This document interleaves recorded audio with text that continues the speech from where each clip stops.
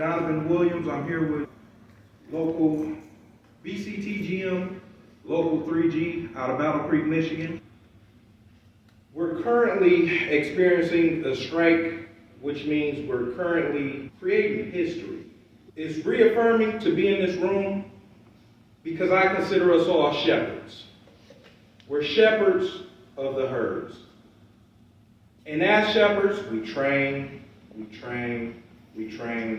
for a fight that we don't know if we'll have the opportunity to have. What I'm here telling you today is Battle Creek, Michigan is fortunate to be on strike. We're fortunate to have the opportunity to stand up and protect the herd. We are fortunate as shepherds to be in this position. Do we want to be in this position? No. We'd much rather be at work and doing our job. But when the duty calls, it's on our shoulders to fight that fight. Who's on strike? 1,400 employees, Battle Creek, Michigan, Lancaster, Pennsylvania, Memphis, Tennessee, and Omaha, Nebraska. 1,400 employees. Out of that 1,400, 30% are transitional employees. These are employees who by name were supposed to transition into a legacy wage. Legacy is what they're labeling us as now. They make less money, they have less benefits. They sacrifice 365 days a year away from their family. That's when we're scheduled. Like Lee said, you may come into work today after working 21 straight days, and we need to keep you over for 8 hours. You're 2 minutes away from clocking out. What do you do? What do you do with your kids? What do you do with your wife? What do you call your wife when you tell her because you had plans after work? Your son has a football game. Your daughter has a recital. What do you do? This is a weekly occurrence for some. Weekly occurrence. And at some locations, if you're the low man, it's every day for you. Now, how could I, as a shepherd, look at my brother and say, well, you work at Kellogg's, and this is just what we do.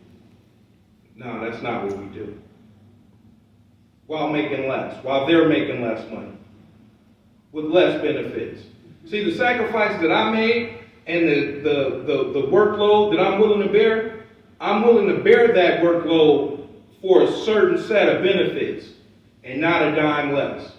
Now, if I'm willing to stand on that, how could I, as a human, look over at my brother and say, making $10 less, paying more for your health insurance, not getting the same holiday pay and wages as me is okay? How can I reconcile that with myself? That's right. As a shepherd, if that's the case, if I would leave my brother out there, he might as well be in the rest of the herd.